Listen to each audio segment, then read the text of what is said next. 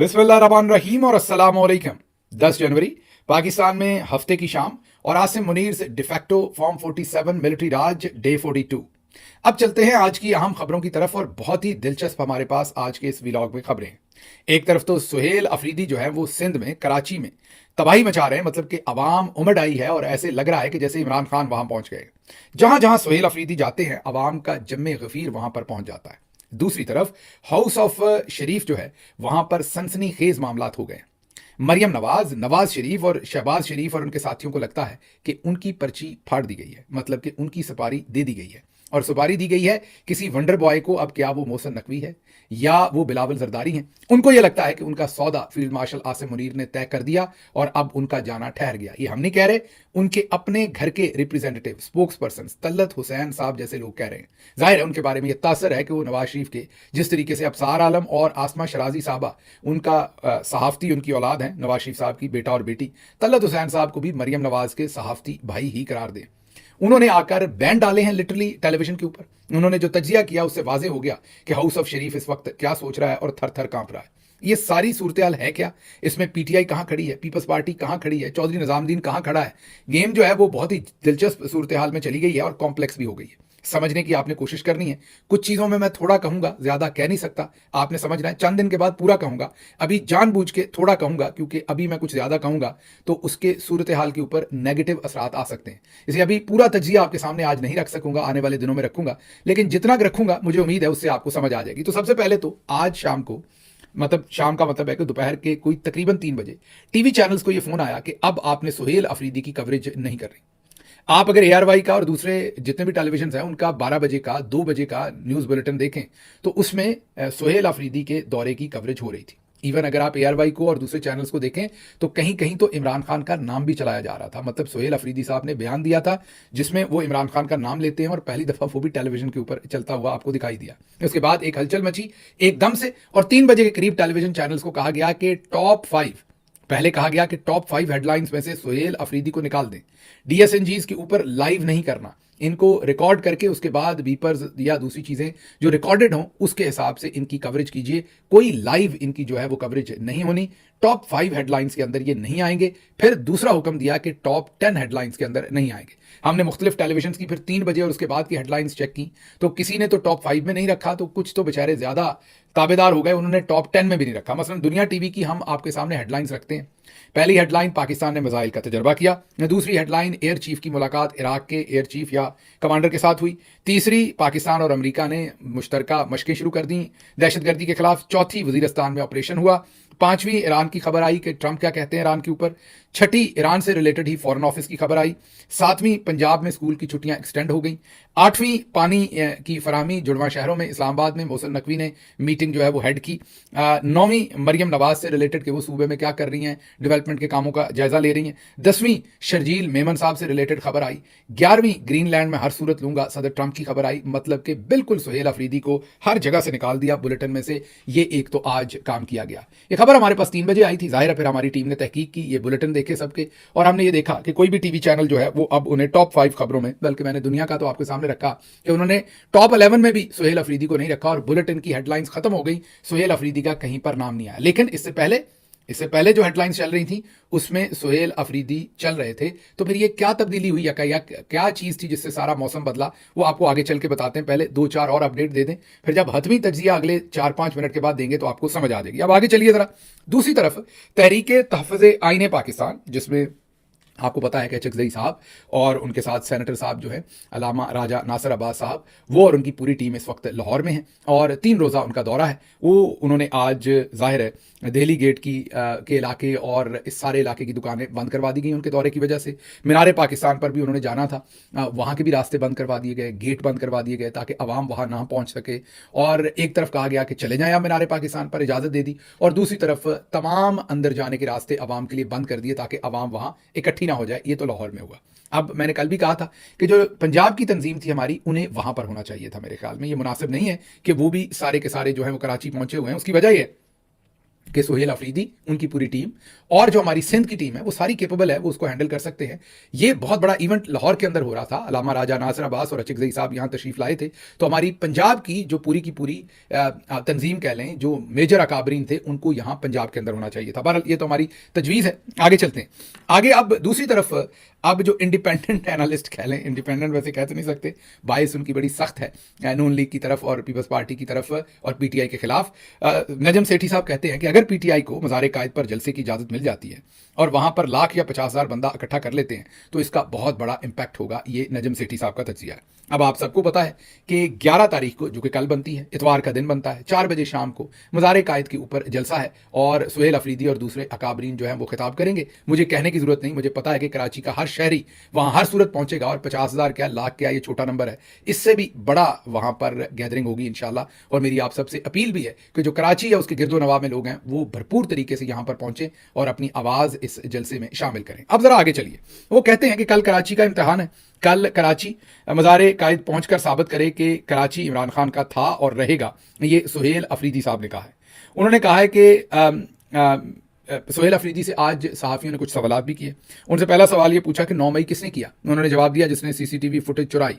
उनसे पूछा कि आपसे कोई इजाज़त कहाँ मांग रहा है ऑपरेशन की, आप कहते हैं कि आप इजाज़त नहीं देंगे, तो आपसे इजाज़त कौन मांग रहा है। सुहेल अफरीदी ने आगे से कहा, हमारा झगड़ा ही यही है कि कोई हमसे इजाज़त नहीं मांगता, कोई हमसे मशवरा नहीं करता। मैंडेट सूबे का हमारे पास है, हमसे बात करनी चाहिए, बंद कमरों में फैसले नहीं होने चाहिए। फिर उन्होंने कहा कि सिंधी टोपी आपने पहनी है, आपको बहुत अच्छी लग रही है। उन्होंने और आप सिंध में आकर कैसा महसूस कर रहे हैं। उन्होंने कहा आज के दिन तक, अभी तक तो मैं यहाँ पर जुल्फ़कार अली भुट्टो शहीद और मोहतरमा बेनज़ीर भुट्टो शहीद की हुकूमत महसूस कर रहा हूँ। अब देखते हैं यही हुकूमत रहती है, ये कहीं जरदारी साहब की हुकूमत तो नहीं बन जाती ये वाली हुकूमत। ये उन्होंने अगला जवाब दिया। उसके बाद आगे चलते हैं। राणा सनाउल्लाह ने यह कहा कि पीपल्स पार्टी और पीटीआई का एक दूसरे के करीब आना खुशाइंद है और हमें इस पर कोई एतराज़ नहीं है। आगे चलते हैं। इधर मैं आपके सामने स्टेटमेंट्स रख रहा हूं, उसके बाद तज्जिया रखूंगा। शाहीन सबाई साहब ने यह कहा कि जो कुछ सिंध में हो रहा है, अगर मरियम नवाज भी यही करती पंजाब में, मीन सुहेल अफरीदी साहब के साथ ज्यादती ना करती, यहाँ पर बदतमीजी ना करती, तो मरियम नवाज के लिए नेकनामी होती। आज सिंध वालों के लिए नेकनामी हो रही है। यहाँ मैं दोबारा से भाई साहब हमारे तो बुजुर्ग हैं, उस्ताद हैं, लेकिन उनसे मुअद्दबाना गुजारिश कि मरियम नवाज बेचारी की क्या जुर्रत थी, वो सब कुछ वो करती। वहाँ पर तो कर्नल साहब और मेजर साहब खुद सब कुछ करवा रहे थे। आगे चलते हैं। आगे जरा वजीर बल्दियात सिंध नासिर हुसैन साहब ने कहा है कि बिलावल भुट्टो की खुसूसी हदायत थी कि वजीर आला सुहेल अफरीदी की पुरअमन सियासी मूवमेंट है, इनकी मुकम्मल सपोर्ट की जाए। तहरीके इंसाफ सिंध के सदर, ये बहुत इंपॉर्टेंट लाइन है जो मैं अगली आपको पढ़ के सुनाने लगा हूं। तहरीके इंसाफ सिंध के सदर हलीम आदिल शेख ने कहा कि पीपल्स पार्टी ने जो रवैया इख्तियार किया है वो घुटन के माहौल में एक ताज़ा हवा का झोंका है। अगला जुमला सुनिएगा। ताहम पीपीपी ने यह फैसला क्यों किया, हम खुद अभी तक समझने से कासिर हैं। उन्होंने कहा कि पीपल्स पार्टी ने जो यहाँ पर अच्छा इस्तकबाल किया, माहौल दिया, यहाँ पर हमें एक्टिविटी करने का मौका दे रहे हैं, ये ताज़ा हवा का झोंका है। लेकिन हलीम आदिल शेख कह रहे हैं कि हम खुद भी समझने से कासिर हैं कि पीपल्स पार्टी ने ऐसा अच्छा रवैया कैसे सरअंजाम दिया है। आगे चलते हैं। उन्होंने कहा कि अगली बात अब आपके सामने मैं तलत हुसैन साहब का तज्जिया रखता हूं, जो आप नवाज शरीफ के घर का फर्दी उन्हें समझे, तासर है हमारा, और वो अब क्या कह रहे हैं उससे आपको पूरी सूरत हाल फिर क्लियर हो जाएगी और फिर मैं कुछ तज्जिया रखूंगा और अगली खबर की तरफ बढ़ूंगा। तलत हुसैन ये कहते हैं कि पहले आपको कोई वो फौजी जर्नल्स के साथ डायरेक्टली हम कलाम है सैयद तलत हुसैन साहब, वो कहते हैं कि पहले आप कोई पॉपुलर जमात जिसकी जड़ें अवाम में हों उस पर इन्हिसार करते थे। जब आप तब्दीली लाते थे, एक जमात को तलाक देते थे, दूसरी जमात के साथ अपना विवाह करते थे, तो आप ऐसी जमात का इंतखाब करते थे जिसकी जड़ें अवाम के अंदर मजबूत होती थी। वो जर्नल्स के साथ ये वो शिकवा जवाब शिकवा कर रहे हैं। अगर आप इस हुकूमत नून लीग को चलता करेंगे, अगर आप इस हुकूमत नून लीग को चलता करेंगे तो बड़ी ज़बरदस्त सूरत हाल होगी। लफ्ज़ वो ज़बरदस्त कह रहे हैं, लेकिन असल में उनके आंखों से आंसू नहीं बह रहे, वैसे वो तकरीबन रो ही रहे हैं। वो कह रहे हैं कि अगर आप नून लीग की हुकूमत को चलता करेंगे तो बड़ी ज़बरदस्त सूरत हाल होगी कि मुल्क में कोई ऐसी सियासी जमात नहीं होगी जो आपसे खुश हो। अब वो ये बता रहे हैं कि पीटीआई आपसे पहले ही खुश नहीं है, नून लीग को अब आप चलता करने लगे हैं, तो अगर आपने इनको चलता कर दिया तो फिर कोई भी जमात आपसे खुश नहीं होगी। आगे चलते हैं। जो आपसे खुश हो और फिर आप मुल्क चला रहे हैं, वो कह रहे हैं कि ऐसी सूरत हाल में सभी आपके खिलाफ होंगे लेकिन मुल्क आप चला रहे होंगे, मतलब जर्नल्स, इसका मतलब वो कौमी हुकूमत, इसका मतलब वो मोहसिन नकवी वंडर बॉय। यहाँ जो तलत हुसैन साहब हैं उनके तजज़िये से ये लगता है कि मोहसिन नकवी वंडर बॉय, कौमी हुकूमत, वो पीएचडी वाली सारी काबीना यहां से तासर ये आ रहा है। और नून लीग को चलता कर दिया, पीटीआई पहले ही खिलाफ है, नून भी खिलाफ हो गई, और अगर ये कौमी हुकूमत बनी तो फिर पीपल्स पार्टी भी खिलाफ हो गई। तो तलत हुसैन के खिलाफ के मुताबिक कोई ऐसी जमात नहीं होगी जो पॉपुलर हो मुल्क के अंदर और वो फौजी जर्नल्स के साथ हो। वो कह रही है बहुत ही जबरदस्त काम होगा। आगे चलते हैं। ये काफी पेचीदा किस्म की सूरत होगी कि सब सियासी जमातों को चलता करें और खुद ही हुकूमत करें और सब सियासी जमातें हाथ मिला लें। अगर पीटीआई की बात करते करते हुकूमत जाने की बात शुरू हो गई है तो ये इंतहाई दिलचस्प अमर है। ये तलत हुसैन साहब कह रहे हैं। आपको कुछ समझ आई बात की? कोशिश कर लेता हूं। मैंने कहा था थोड़ा बोलूंगा, ज्यादा समझना आपने आज। तलत हुसैन साहब ये रोना रो रहे हैं सबसे पहले तो कि नून लीग को चलता मत करें। उनको ये समझ आ रही है तलत हुसैन साहब को, जो कुछ वो पढ़ रहे हैं। हम तो आपके सामने, मेरा ख्याल है अगर आपको याद होगा, पता नहीं अब आप इसका क्रेडिट हमें देंगे या नहीं देंगे, कि हम पिछले तकरीबन 2 महीने से आपके सामने ये चीज़ रख रहे हैं या 1.5 महीने से, और ये सूरत हाल आपको बता रहे हैं कि आगे क्या होने वाला है। जाहिर है कोई मेरे पास वो सामिया खान साहबा तो नहीं है तोते की फाल निकालने वाली। मैं तो अंदाज़ा लगाता हूँ, रीड करता हूँ बिटवीन द लाइंस जो पॉलिटिकल सनारियो में हो रहा होता है। इस्लामाबाद में लोगों से बात करता हूँ, लाहौर में करता हूँ, सहाफ़ियों से बात करता हूँ, रिटायर्ड लोगों से बात करता हूँ, आम आवाम से बात करता हूँ, कोशिश करता हूँ समझने की कि ग्राउंड पर क्या हो रहा है। फिर जो रीजनल सारे के सारे पंगे, लिबिया के अंदर, यमन के अंदर, यूएई के अंदर, सूडान के अंदर, सऊदी अरब के अंदर, गजा के अंदर, अमेरिका के अंदर, ईरान के अंदर जो सारे पंगे हमारे फील्ड मार्शल साहब ने पंभीरी की तरह, फिरकी की तरह फिर गए थे, वो हर जगह उन्होंने जो उंगलियां फंसाई हुई हैं, उन सबको जब इकट्ठा करता हूं तो मुझे यही नजर आता था कि अब, और फिर आपको पता है कि हमारे क्योंकि बहुत ही इंटेलिजेंट होते हैं हमारे जनरल्स, तो इनको थोड़ी देर के बाद बुखार भी होता है। इन्हें लगता है कि हम बिल्कुल ठीक है क्योंकि इसी खुमार में होते हैं। ये जो कुछ हुआ इसका जिम्मेदार कोई और है, तो इन्हें जिम्मेदार भी ढूंढना होता है। तो इस दफ़ा बाजी, हालांकि उनके बेटे की शादी है थोड़े दिनों में, अभी उन्होंने खासी तैयारी शायरी की है, तैयारी शायरी ज़्यादा कर रही हैं उससे। आजकल बाजी का मुंह भी बहुत सुर्ख है, पता नहीं कैसी तैयारी कर रही हैं बाजी, शायद जिम शिम ज़्यादा कर रही हैं, मुझे नहीं पता। आप लोग तो ऐसे इल्ज़ाम लगा देते हैं उनके ऊपर कि उन्होंने कोई कह देता है बोटॉक्स करवा लिया, कोई कह रहा है ये करवा लिया। आपको इससे क्या तकलीफ है अगर करवा लिया तो? मतलब आपके पास कोई सबूत है ना? मेरे पास है ना, आपके पास स्पेकुलेशन ही हम कर सकते हैं, सबूत तो हमारे पास है नहीं। तो लेकिन अगर करवाया भी है तो इतने दिन पहले करवाना पड़ता है। मतलब अगर शादी कोई 20-25 तारीख के करीब है तो 10-15 दिन पहले आप ऐसे प्रोसीजर्स करवाते हैं ताकि सोजिश वगैरह ख़त्म हो जाए। और वैसे भी आप, मुझे नहीं पता, जो लोग करवाते हैं उनको इस बात का पता है कि शुरू में आपके जो, अगर आपने करवाया, जरूरी नहीं कि बाजी ने करवाया, तो ऐसी स्पेकुलेशन है लोगों की, वो तो ऐसा कोई काम करवाती नहीं है माशाल्लाह, वो वैसे ही बहुत प्यारी हैं। लेकिन अगर जो लोग करवाते हैं, मैं उनका बताता हूं, तो उनके वो जो फीचर्स होते हैं वो सूझ जाते हैं, मीन सूजन हो जाती है उसके ऊपर। तो शुरू में आप ऐसे ही, मेरा मतलब कार्टून से ही लगते हैं, तो चंद दिनों के बाद आपकी जो असल शक्ल होती है वो बहाल होती है, हफ्ते 1.5 हफ्ते के बाद। तो इसलिए अगर उन्होंने करवाना है तो अभी दुबई गई थी, वहां से करवा लिया होगा अगर करवाना था तो, हमें क्या पता करवाया कि नहीं करवाया। लेकिन वापस आते हैं, अभी मसला यह है कि अब तलत हुसैन साहब जो उनके मुंह बोले भाई हैं, वो तो रो पिट रहे हैं कि नून लीग को फारिग किया जा रहा है, और वो जनरल्स को ये मरसिया पढ़ के सुना रहे हैं कि हजूर अगर आपने नून लीग को भी फारिग कर दिया, पीटीआई पहले आपके मुखालिफ है, तो आप मुल्क कैसे चलाएंगे? सारी जमातों को फारिग करके मुल्क आप चलाएंगे? तो बहुत लफ्ज उन्होंने दिलचस्प कहा है, लेकिन असल में वो कहना चाह रहे हैं कि बहुत बुरी सूरत हाल होगी। तो यहां से आप अंदाजा लगा लीजिए कि हो क्या रहा है। अब आप सोचेंगे कि क्या कोई पीटीआई के साथ डील हो गई है? पीटीआई के साथ तो डील नहीं हो सकती। उसकी वजह यह है कि इमरान खान किसी डील करने के मूड में नहीं है। वो चाहते हैं कि जो उनका माल लूटा गया, जो मैंडेट 8 फरवरी को लूटा गया, वो वापस दिया जाए। अब आसिम मुनीर साहब की इसी तोते में जान है। आसिम मुनीर साहब मैंडेट कैसे दे दें? उसी मैंडेट में से तो आसिम मुनीर साहब निकले हुए हैं। उस मैंडेट से जो झूठी हुकूमत बनाई गई फॉर्म 47 की, उसी में से 26वीं आईनी तरमीम, उसी में से 27वीं आईनी तरमीम, उसी में से आसिम मुनीर साहब की दोबारा अपॉइंटमेंट, उसी में से बाकी सारी अपॉइंटमेंट्स, उसी में से चीफ ऑफ डिफेंस फोर्सेस की अपॉइंटमेंट, उसी में से आईनी अदालत का निकलना, उसी में से इस्लामाबाद हाई कोर्ट के अंदर नए चीफ जस्टिस ला के दूसरी हाई कोर्ट के ऊपर कब्जे करना, ये सारा कुछ फॉर्म 47 का है। तो आसिम मुनीर साहब तो फिर ऐसा ही है कि वो रिजाइन दें, जहाज पे बैठे तो ऑस्ट्रेलिया चले जाएं, कोई जजीरा वगैरह ले लें और यहां पर सब कुछ छोड़ के नया आर्मी चीफ बनने दें, इलेक्शन करवाएं, इमरान खान जीतें और वजीर आजम बने। अब ये तो आसिम मुनीर को काबिल कबूल है नहीं, तो फिर वो करेंगे क्या? वो इस वक्त जो पाकिस्तान तहरीक इंसाफ की असल जो उनकी पॉपुलैरिटी है पाकिस्तान तहरीक इंसाफ की, उसको जरा सा, आप ये सिर्फ ये कह लें कि जरा सी झलकी उसकी नून लीग को और पीपल्स पार्टी को दिखा के वो करने जा रहे हैं इनके साथ जो इनके साथ होना तय था। लालची की मौत गप्पी के हाथों होती है। अब इसमें लालची कौन है?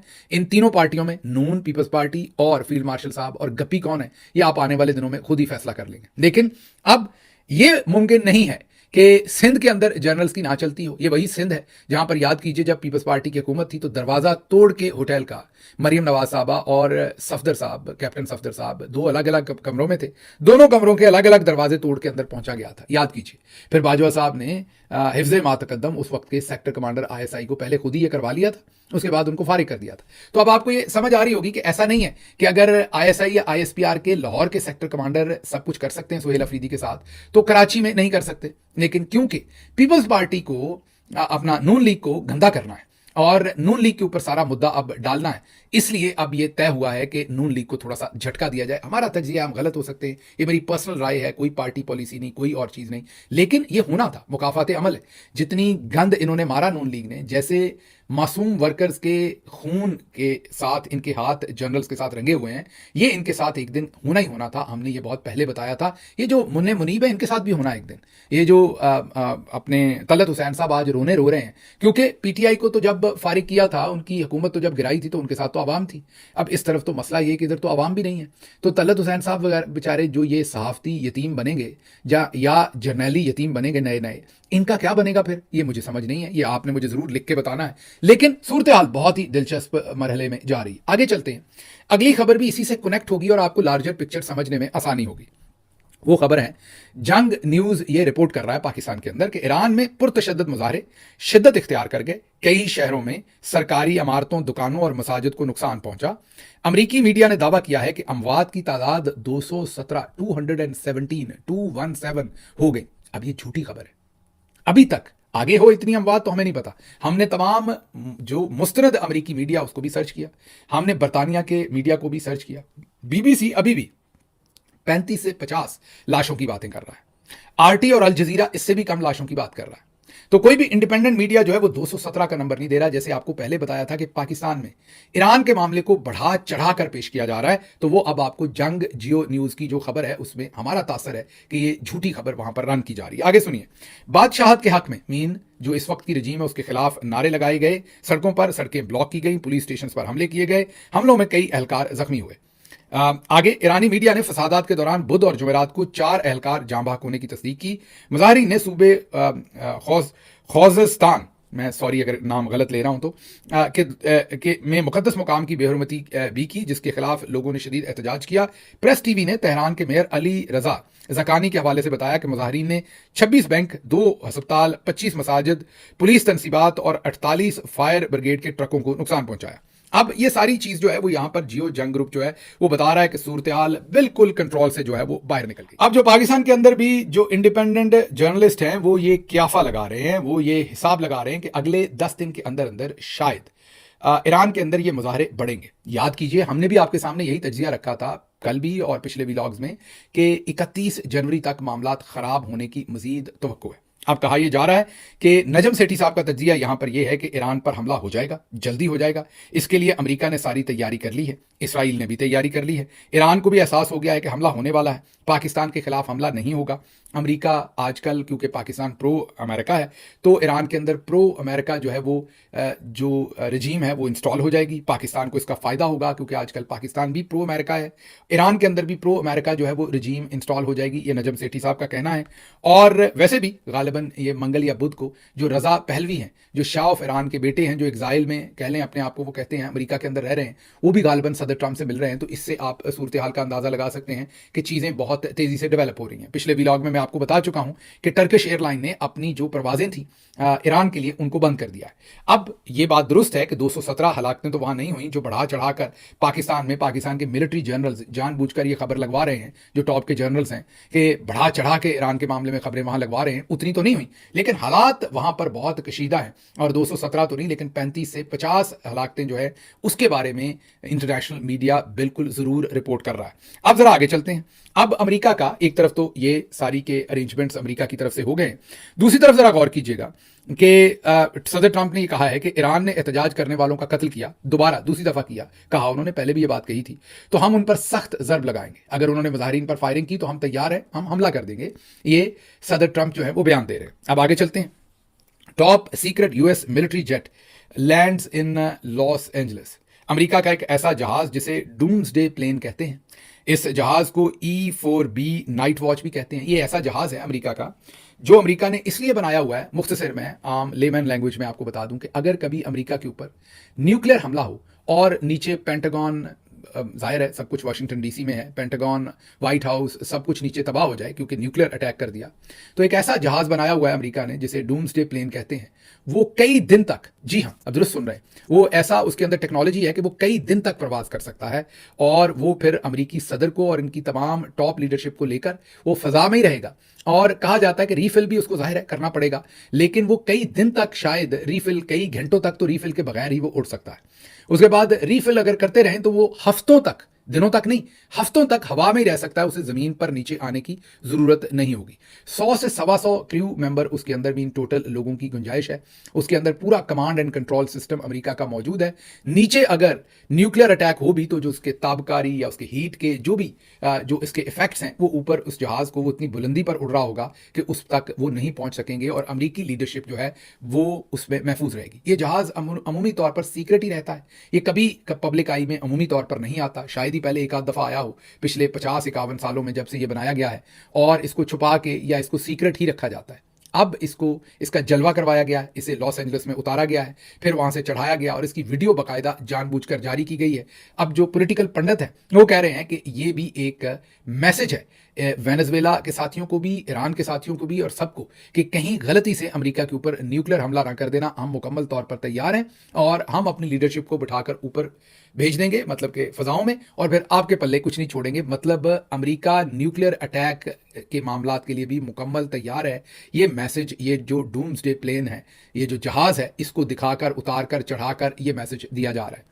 ये भी इटसेल्फ जो सदर ट्रंप की बातें हैं उनके साथ कनेक्ट करें, जो इस वक्त ईरान की सूरत हाल है उसके साथ कनेक्ट करें, तो ये इटसेल्फ भी बहुत ही इंपॉर्टेंट डेवलपमेंट जो है वो होते हुए नजर आ रही है। अब जरा आगे चलते हैं।